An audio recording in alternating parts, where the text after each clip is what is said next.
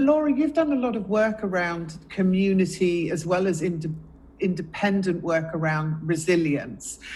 Where does imposter syndrome and resilience, where do they come into play with each other? What would you say about that?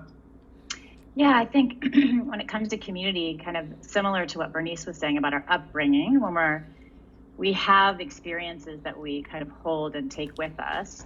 And then kind of in life, as we become part of communities, whether it be our work, or the town we live in, or a team, we start to get feedback from other people. And so if our community is resilient, and I can tell you a little bit more about that, if our community is resilient and supporting us, allowing us to take those steps forward, allowing us to kind of make that elbow room and let us move forward, we're much less apt to feel the intensity of imposter syndrome. And I think that also kind of speaks to personal resilience, is how do we work with our own mind and our body when we have those feelings coming up. So safe failure is a thing that comes up with both community and personally. So safe in the workplace, failure, you say? Safe failure, yeah. So if we're able to fail safely, which is how we speak about it in terms of resilience in a community, let's say our workplace. Let's say we have a really great idea and we want to try it out. And we have a manager, a boss, and a community around us that allows us to take those steps forward without it being catastrophic failure.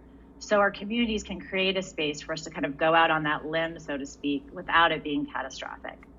So when it comes to community, there's so many things we can put in place through supporting, through communication, and through really encouraging people to try and setting up systems that if it doesn't work out in the best possible way, it's okay, you'll have a soft landing.